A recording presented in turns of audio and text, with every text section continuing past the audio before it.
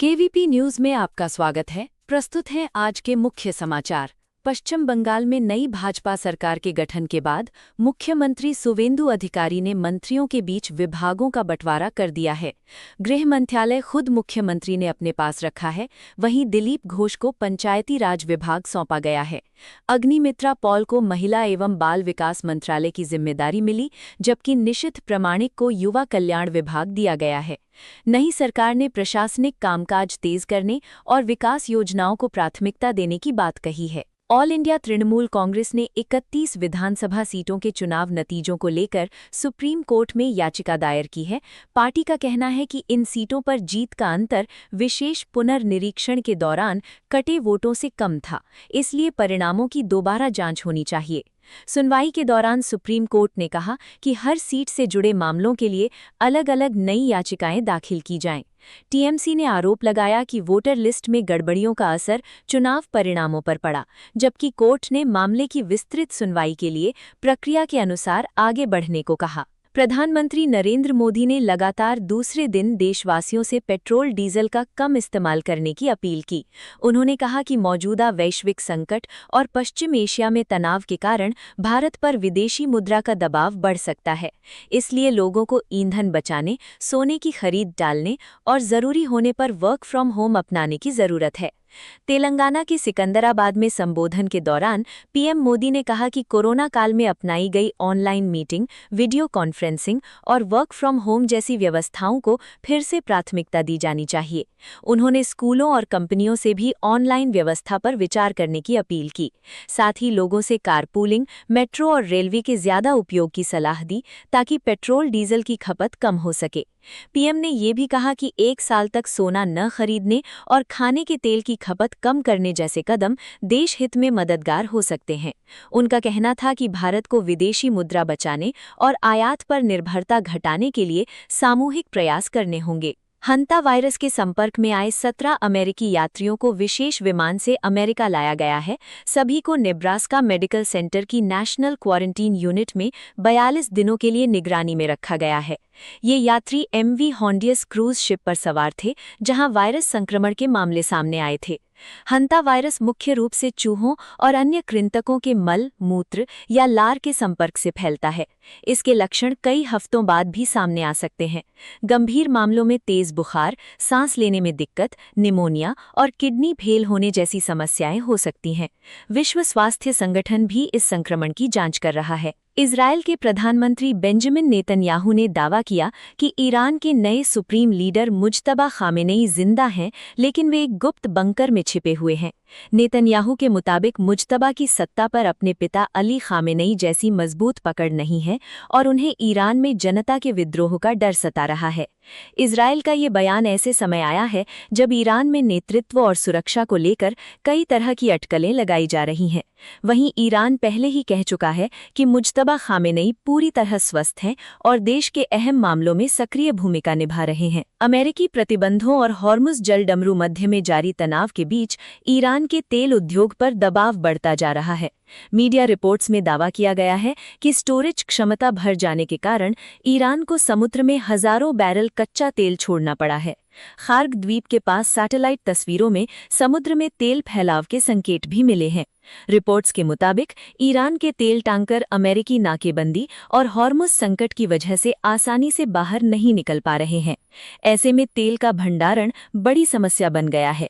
कुछ रिपोर्ट्स में दावा है कि रोजाना लाखों बैरल तेल निकालना मजबूरी है, क्योंकि लंबे समय तक उत्पादन रोकने से तेल कुओं में पानी भर सकता है और वे स्थायी रूप से बंद हो सकते हैं। हालांकि ईरान की सरकारी ऑयल टर्मिनल्स कंपनी ने समुद्र में तेल बहाने या बड़े रिसाव की खबरों को खारिज किया है। कंपनी का कहना है कि निरीक्षण में पाइपलाइन, स्टोरेज टैंक और टैंकरों से किसी रिसाव का सबूत नहीं मिला। अमेरिका और ईरान के बीच अगले हफ्ते फिर पाकिस्तान की राजधानी इस्लामाबाद में बातचीत हो सकती है। अमेरिकी राष्ट्रपति ट्रंप ने कहा कि उन्हें ईरान के जवाब का इंतजार है, लेकिन तेहरान ने अपने न्यूक्लियर प्रोग्राम को पूरी तरह रोकने की अमेरिकी मांग मानने से इनकार कर दिया है। रिपोर्ट्स के मुताबिक दोनों देशों के बीच 14 बिंदुओं वाले प्रस्ताव पर चर्चा चल रही है, जिसमें युद्ध विराम, हॉर्मुज़ जलडमरू मध्य को खोलना और परमाणु गतिविधियों पर नियंत्रण जैसे मुद्दे शामिल हैं। ईरान का कहना है कि वो केवल अस्थायी नहीं बल्कि स्थायी शांति चाहता है और क्षेत्रीय सुरक्षा की गारंटी भी जरूरी है। वहीं अमेरिका चाहता है कि ईरान अपने परमाणु कार्यक्रम को सीमित करे और तेल सप्लाई के अहम रास्ते हॉर्मुज़ जलडमरू मध्य में तनाव कम करे। इस बीच खाड़ी क्षेत्र में ड्रोन हमलों और समुद्री सुरक्षा को लेकर तनाव लगातार बढ़ रहा है, जिससे दुनिया भर की तेल सप्लाई पर असर पड़ने की आशंका बनी हुई है। अमेरिका ने वेनेजुएला से 13.5 किलो हाईली एनरिच्ड यूरेनियम हटाकर वॉशिंगटन पहुंचाया है। ये परमाणु सामग्री कराकस के पास स्थित RV-1 रिसर्च रिएक्टर में रखी थी, जो 1991 से बंद पड़ा था। अमेरिकी ऊर्जा विभाग के अनुसार ये ऑपरेशन अमेरिका, वेनेजुएला, ब्रिटेन और अंतर्राष्ट्रीय परमाणु ऊर्जा एजेंसी की संयुक्त निगरानी में पूरा हुआ। यूरेनियम को जमीन और समुद्री रास्ते अमेरिका लाया गया, जहां साउथ कैरोलिना की सवाना रिवर साइट में इसका प्रोसेसिंग होगा। अमेरिकी एजेंसी NSSA ने इसे वैश्विक परमाणु सुरक्षा के लिए अहम कदम बताया है। प्रधानमंत्री नरेंद्र मोदी की ईंधन बचाने की अपील के एक दिन बाद केंद्र सरकार ने कहा है कि देश में पेट्रोल, डीजल और LPG की कोई कमी नहीं है। सरकार के मुताबिक भारत के पास करीब 60 दिनों का कच्चे तेल और गैस का स्टॉक मौजूद है, जबकि LPG का भी पर्याप्त भंडार उपलब्ध है।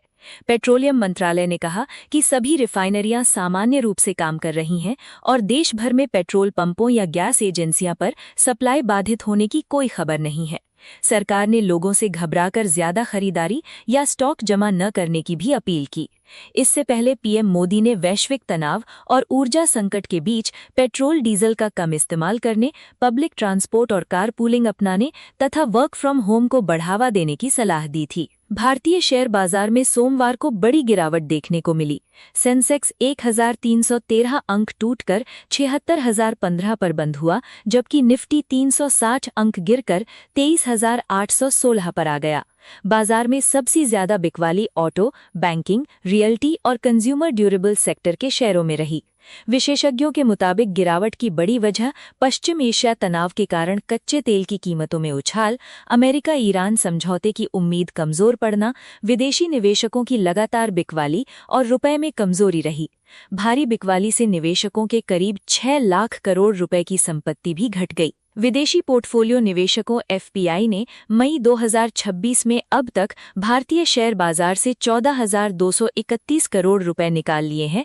इसके साथ ही साल 2026 में कुल विदेशी बिकवाली 2 लाख करोड़ रुपए के पार पहुंच गई है, जो पिछले साल के पूरे आंकड़े से भी ज्यादा है। विशेषज्ञों के मुताबिक इसकी बड़ी वजह वैश्विक आर्थिक अनिश्चितता, ऊंची महंगाई, ब्याज दरों को लेकर चिंता और पश्चिम एशिया में बढ़ता तनाव है।